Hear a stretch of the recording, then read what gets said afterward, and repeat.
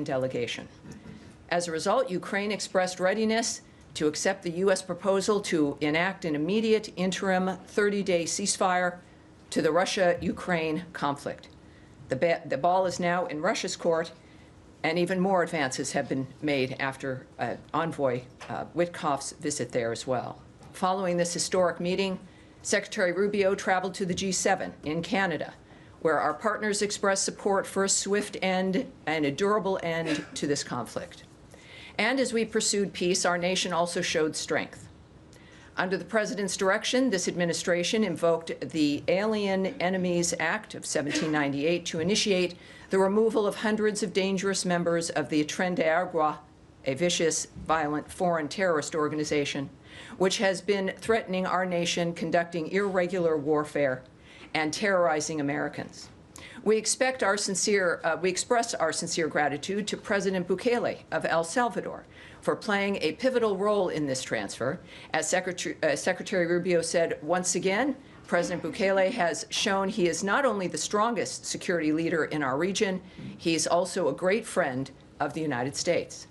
In our fight against terrorists, President Trump ordered the launch of decisive and powerful U.S. military deterrence operations against the Iranian-backed Houthi terrorists in Yemen.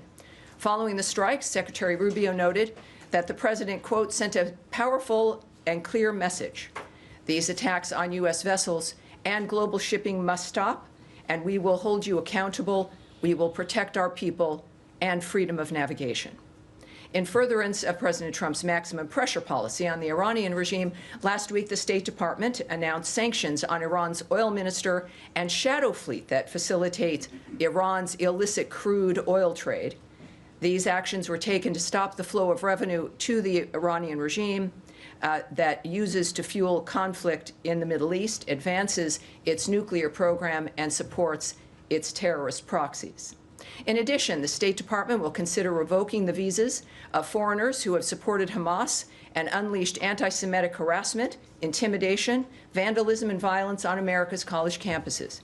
As Secretary Rubio said on March 6th, those who support designated terrorist organizations, including Hamas, threaten U.S. national security. And we intend to use the department's broad authority to revoke visas when information comes to light indicating a visa holder may be inadmissible or ineligible under U.S. immigration law. Here's the bottom line. Secretary Rubio's State Department remains committed to advancing the national interests of the United States. Peace through strength is back. Not that we have a lot of things to discuss, and I see it all on your faces, but it is good to be back. I've been away for, I don't know, 10 days now or so, but I'm looking forward to answering your questions. We will begin again with Matt Lee. Thank you, Tammy. I had three processy kind of questions, but for the sake of my colleagues, and I know there's a lot to ask, I'll break it down to two. They'll be very brief. All right. One, on the South African ambassador who the Secretary declared PNG on Friday. Sure.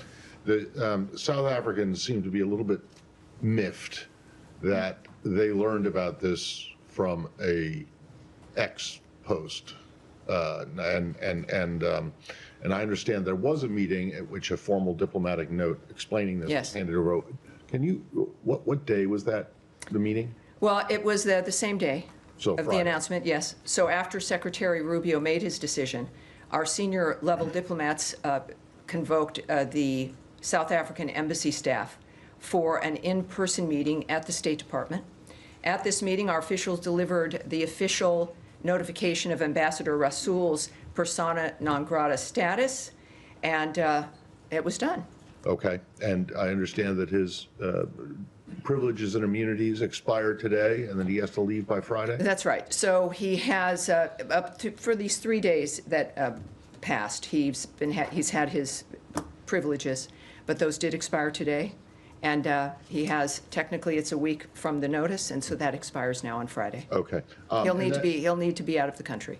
Okay. And then my second one is what you mentioned before on the AEA, the Alien Enemies Act. As you know, as this building certainly knows, there are several provisions that have, or several criteria that have to be met in order to invoke this. One is there being a declaration of war with the country in which this force is from, or that the invasion or incursion, or however you want to call it, is being orchestrated or influenced by a sovereign state. Does the U.S. now regard Nicolas Maduro as the legitimate head of state of Venezuela? And secondly, if you do, or even if you don't, are Maduro and the state of Venezuela now covered by the Foreign Sovereign Immunities Act? You know, just before I came up here, my colleague, Caroline Leavitt, had a great deal to say about this. This belongs at the White House. This is a dynamic that's happening out of the White House. This is a legal Well, but I also, determination. in addition to that fact of referring you back to the White House and to DHS regarding this, this is in the courts. And as you know, I'm not going to pontificate on or guess or muse about what's going on with the courts at this point. So clearly the White House has been very transparent. Caroline was very clear this afternoon about their approach. Clearly, they feel that this is something they want to litigate, and they're going to. And for the good of the American public, it's an important thing to do. Everything we know that the Trump administration is doing, certainly President Trump himself and his team, is in the interest of the United States. I understand that. And that's why he was elected. People are excited about the nature of the actions that we're taking swiftly. And this is one of them, and we will see it play out in court, and that's the extent of what well, my question is not about. So now there's a third section. I thought you said you were going to forego the third part. No, I'd just like to have an answer to the first question. Does the U.S. consider Nicolas Maduro to be the legitimate I'm not going to discuss with you again a national issue that belongs both with the White House and the Secretary himself, so I'm not going to be able to remark on that. All right. Based on the same dynamic here, I guess, for the Americas, the situation, Andrea Mitchell, please. This is related to the immigration issue and peace through strength. Sure. Does Secretary Rubio believe that if Afghanistan is among the countries that are there on a list, a draft list to be banned, that legitimate SIVs who were approved by the State Department during the fall of Afghanistan's withdrawal should be a carve-out, and that these people who help the State Department, the CIA, the DOD, can come and have refugee status? And I do have a follow-up. Well, first of all, there is no list. What people are looking at over these last several days is not a list that exists here that is being acted on. There is a review, as we know through the President's executive order, for us to look at the nature of what's going to help keep America safer in dealing with the issue of visas and who's allowed into the country. But what has been touted as something that is an item through the State Department, it just simply isn't the case. So the premise, I have to say, I certainly can't speak to because it's not accurate. When it comes to the nature of Afghanistan and those who've helped us, the arrangements we've made already in the past, getting as many people from that conflict here, certainly those who have assisted us and worked with us, that's been a policy and a dynamic that we've worked on from certainly even the previous administration, working to try to get that happening. So that's not something that is certainly I can talk about regarding something that doesn't exist, but certainly when that review is done, we'll have something that we can discuss. Okay, then let me ask you also Yes. About your view, the Secretary's view, about the legality of a foreign country holding an American citizen from Iowa who has not been charged with any crime and holding his passport and not permitting him to return home in the case of what's happening in Punta Cana and the Dominican Republic, where this young man and his family and his lawyers say that he has not been permitted to leave the Dominican Republic, that he has been a cooperating witness, he's not charged with any crime. Does the State Department have any view about the rights of that U.S. citizen? Well, I think what's appropriate here is for me to not to, this is unfortunately the nature of the State Department and what we do. When it comes to diplomatic efforts, whether they exist or not, the nature of legal frameworks for individuals, the privacy issues involved, That's not something I can get into any detail about. Well, he has spoken publicly, and his family have. Does he have consular access? Well, that's in the his, I think all of us have a right to speak and to be known, but we have a standard and a protocol here that we won't discuss a private situation, a private case. Certainly when it comes to diplomacy, diplomatic relationships between one country and another, I'm not going to go into those details. All right, Sean. Thanks. Can I go back to South Africa, the ambassador? Sure. The secretary, of course, had his ex posted on Friday. Can you explain a little bit the reasons? It's quite an extraordinary step. I was looking back, I mean, if I'm not mistaken, even in the height of tensions with Russia, there was no expulsion of the ambassador and no PNG there.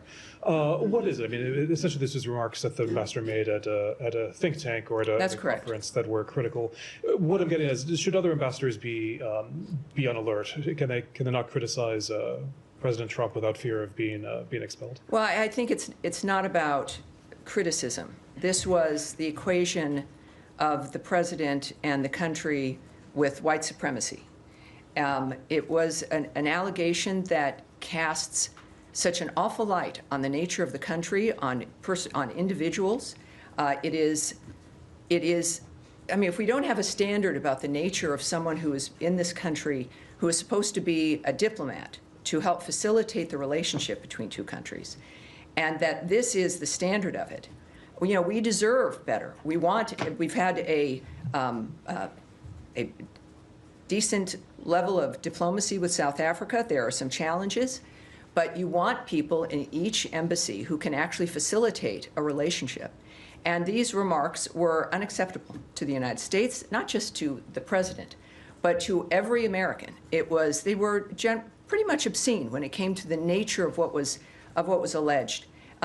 So that is, I think, at the very least, what we should expect is a standard of some respect, basic, low-level respect, if you're in a position that is going to help facilitate any kind of diplomatic relationship with another country. This particular individual certainly didn't meet that standard, and it is a message to people of what America expects, what the president expects, what the Secretary of State expects, what this whole administration expects when it comes to treatment of the nation itself and as a result of the people in this country. And so that's why it was done. Sure. Could just expand on that. South Africa today said that it wants to have a better relationship with the United States. Are you open to that? I mean, there's been other, the Secretary of State aware from the G20. Are you of the view that South Africa can report the relationship despite the criticism that's come from this building? Well, I think both the President and the Secretary of State have made it clear what the problems are and what they have an issue with when it comes to South Africa. The unjust land expropriation law, as well as its growing relationship with countries like Russia and Iran. That's what prompted the serious review of our South Africa policy, which continues to be underway. They have taken also, the South African government, aggressive positions toward the United States and its allies, including accusing Israel, not Hamas, of genocide in the International Court of Justice, and reinvigorating its relationship with Iran to develop commercial, military, and nuclear arrangements. So this isn't one just of demeanor or decorum, however they add into it. This is a matter of a nation that is, we've again made it very clear, taking steps that are not in the best interest of providing a safe, secure, more prosperous America, let alone world, when it comes to the decisions they're making. So all of this is under review, but obviously part of it is, within the diplomacy of it, is to encourage a change in policy and posture. Of course that would be the point. The point is to encourage a change. What I've seen with the trips we've made with the diplomatic adventures, of course, as well as the G7 summit in Canada, is the nature of the Secretary of State is to make things better for people. It is not to punish or to target people or countries. It's the nature of changing policy and creating better environments for all of us. And I've seen that in motion in every dynamic. And that's the case here with South Africa as well. Nadia, yes. Thank you so much, Tammy. Good to see you. I have a couple of questions. On Yemen first, What is the U.S. strategy regarding Yemen? Is it degrading the capabilities of the Houthis that they don't pose a threat to U.S. interests, or is it destroying them completely? Because there's conflicting statements from U.S. officials saying, like, we're not going to interfere with the civil war in Yemen. Well, what we've seen, of course, in the past when it comes to the Houthis, it was a tit-for-tat strike. If the Houthis would be sending missiles or attacking both commercial and military ships, what the previous administration did is they would do one strike as a tit-for-tat dynamic. What's happening now is a complete shift when it comes to the nature of why it's going on, which is to stop the assault on the maritime traffic in that area. And up to this point, there's about 174 attacks on American naval ships, which is an extraordinary number of attacks. And this isn't a situation that should be managed. It has to stop. So the message to the Houthis is, if this will end when you end the attack on both commercial and military ships in that region. So it's a maritime issue, and it's meant to completely change the posture of the Houthis, and of course, in a conjunction in that dynamic with Iran. That the days of pinprick responses where we allow that to occur is over. That's, I think, a pretty clear statement from the administration as a whole as well. On the visa thing, just The visa, quickly. sure. Is the area clear when it comes to revoking visas for foreign students? Are you revoking visas for students who clearly support Hamas and shows literature that's supporting Hamas, or is it also include students who support Palestine or the free, they say the freedom of the Palestinians, or showing sympathy with civilians in Gaza? Is that area very clear? Well, what Secretary Rubio has been saying on a number of different interviews is that this is about, when you think about someone applying to come into the country to get a visa, if you were to say everything that he ended up doing as would be his goal upon entering the country, we would never have issued the visa. So you have a dynamic, whereas if there's going to be certain kinds of actions that you're going to undertake, that we don't accept that. Every country has a right to control its borders and to determine who's going to come into the country. So in this particular instance, there's also, I know, a freedom of speech argument. But this is not about speech. It's about actions. It's about things that were done. And of course, I don't want to go further because also this is within a court dynamic. America's got the best court system in the world. And there will be arguments on both sides, no doubt, regarding this. But it has to be argued. It has to be litigated. But the actions that we take and the decisions we make are not about content. It's about actions that are occurring, and certainly in that particular case. Yes. Can I? Go ahead. Can Hi, I? Tammy. Hi. Thank you. Just to follow up on the Houthis question, so President Trump said every shot fired by the Houthis will be looked upon as a shot fired by Iran. So we're wondering, if Houthis don't back down, is the United States prepared to attack Iran or give Israel to do so? I think you're referring to President Trump's Truth Social tweet, and I'm sure you all have it on your phones. You should, because I'm going to refer you right back to that tweet. It speaks for itself. Right. Just to follow up on a different topic Sure. in that case. So Voice of America and Radio Free Asia is one of the outlets under Voice of America. They have written extensively on the oppression of Uyghur Muslims by Chinese authorities. Actually, their reports have raised awareness about the plight of Uyghurs.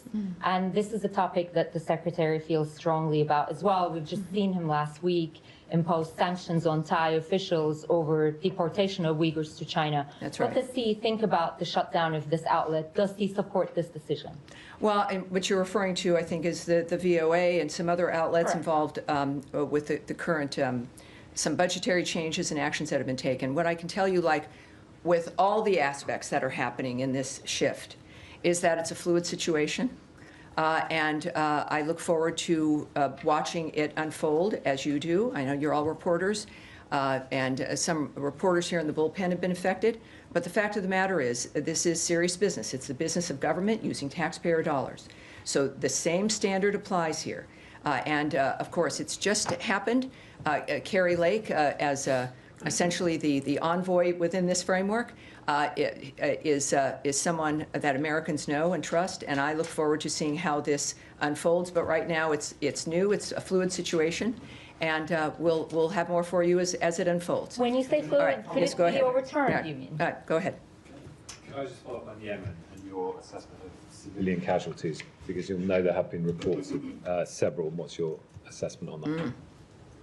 On civilian casualties? Well, you know, under no situation does anyone want that. This is a horrible dynamic. At the same time, the Houthis are pirates who have commandeered an entire country, in addition to attempting to commandeer and threaten and harass shipping in the maritime area there. So when we think about this dynamic, America seeks to avoid that situation, but we're now in a position where it has become untenable. That, you know, America's position in this kind of a regard, it's a unfortunate framework of war and of tensions and conflict like this.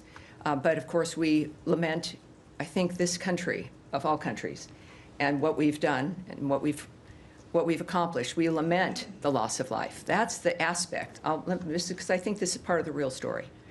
All of the aspects of what the Trump administration, what Secretary Rubio and everyone now in this new administration is focused on, and maybe it surprised people, it shouldn't have, is peace, is to stop the wholesale slaughter of people, is to stop the chaos that reigns through certain regions, is to make sure, especially with certainly Ukraine and Russia, is to make sure in every place where there's conflict that the people that are alive today might be alive tomorrow.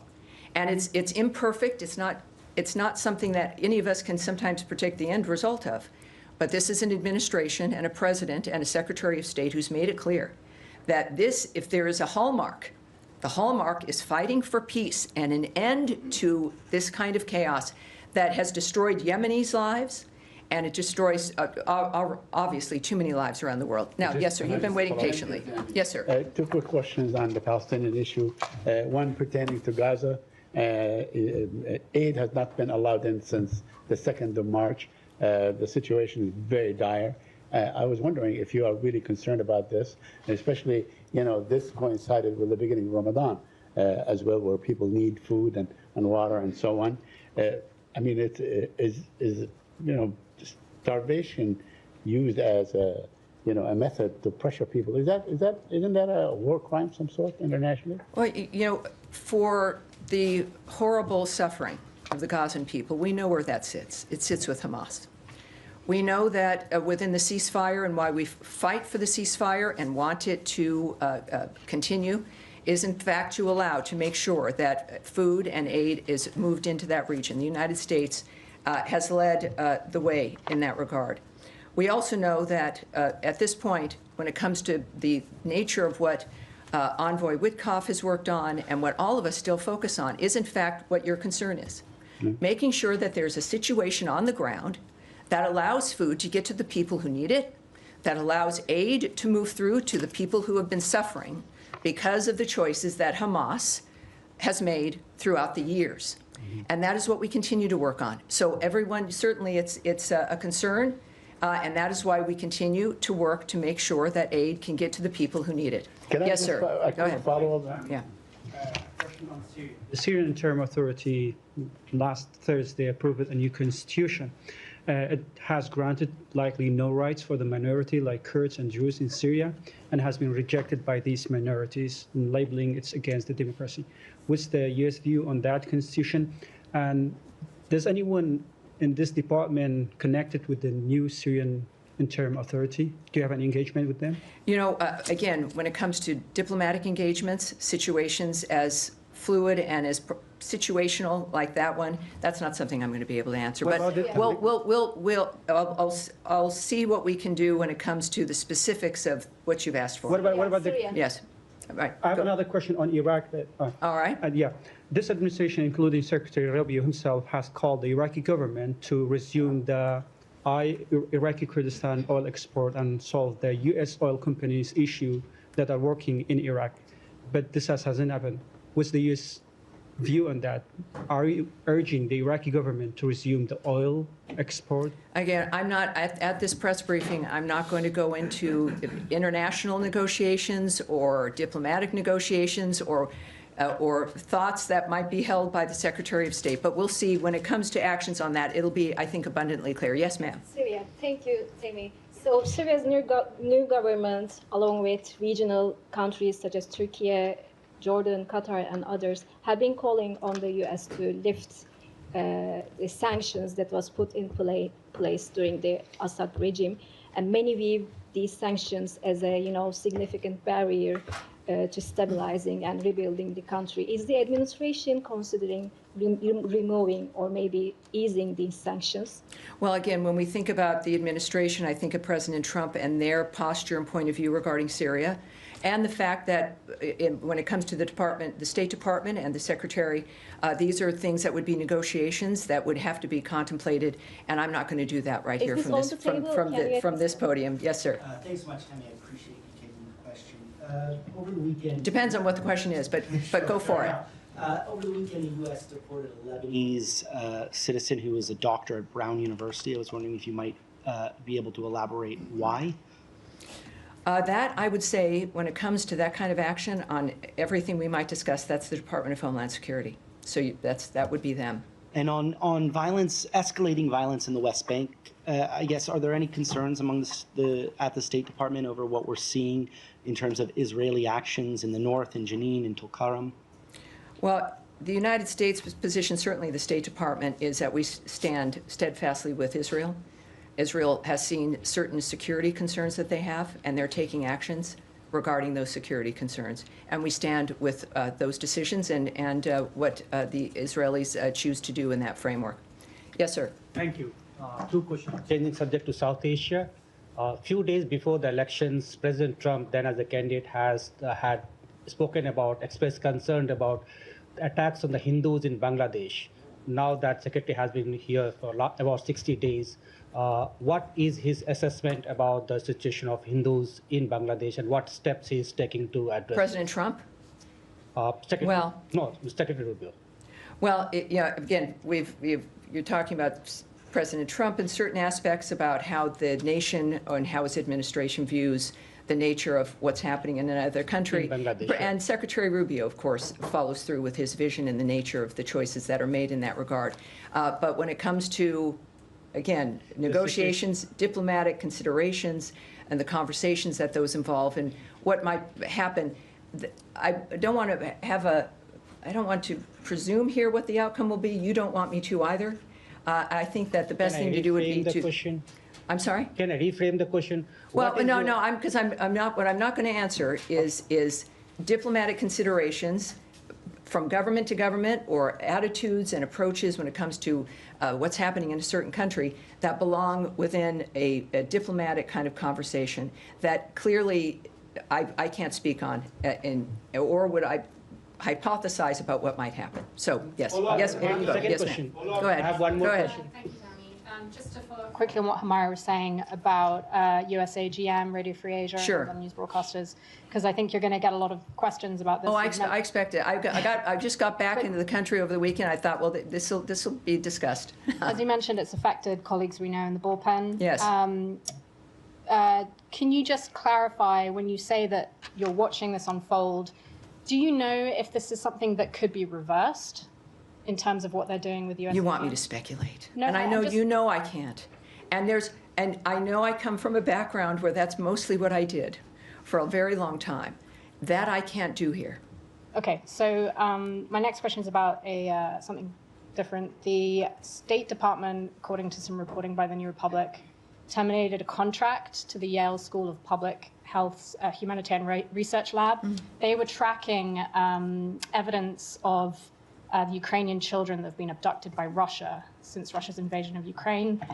Some of that evidence was about to be, from their work, it was about to be transferred to European law enforcement officials. Can you comment at all on whether it is true that this grant was terminated, and whether you have any other comment on that? Well, I can't confirm that, but obviously I'll take it back and I'll get back to you to we can get some details in that regard. Yes, yes, sir. So much. I also have a question on Russia, Ukraine, but before that, let me follow up on Radio Free Europe quickly from different angle.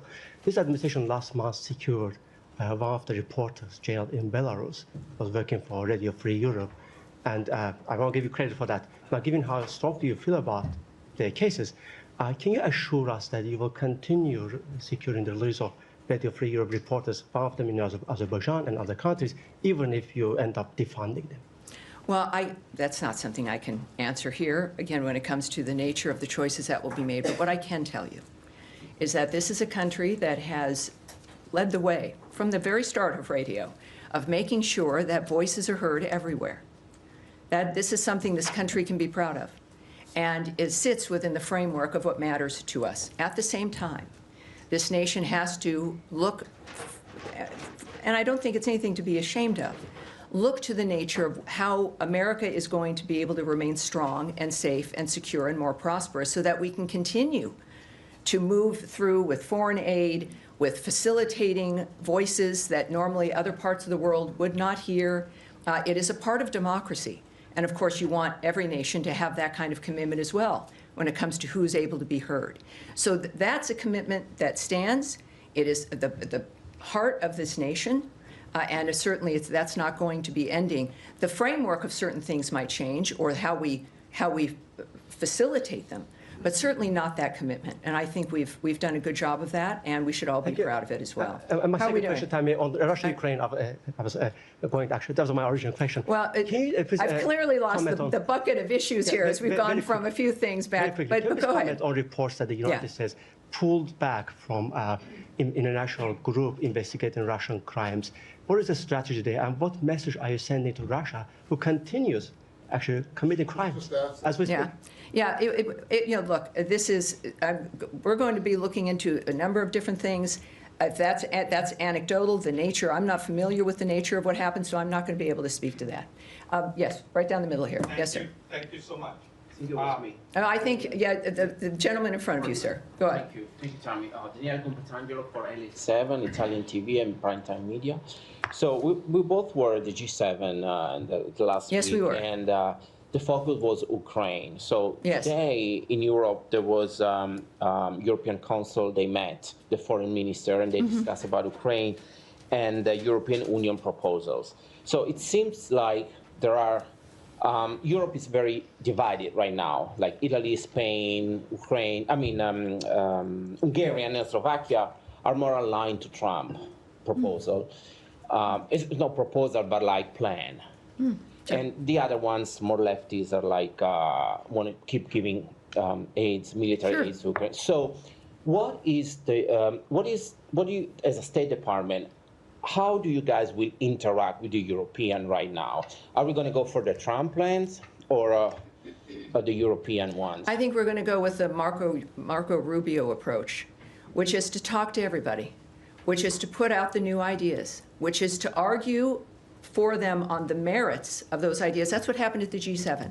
What happened at the G7 was a collection of people who have very different points of view, some big disagreements, but a direct, specific decision mentioned by the Canadian Foreign Minister Joly that we're going to focus on what we do have in common, what we can get done together, and really the importance of the gathering itself and what we can do together. There's a lot of people, I think, that would prefer us to be distracted by the disagreements.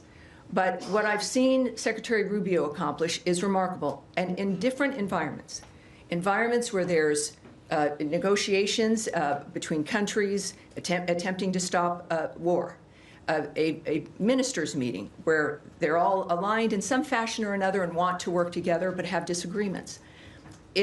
I can say this, fortunately, having been there, is that it's been his voice, and I'm proud as an American that it happens to be the American Secretary of State.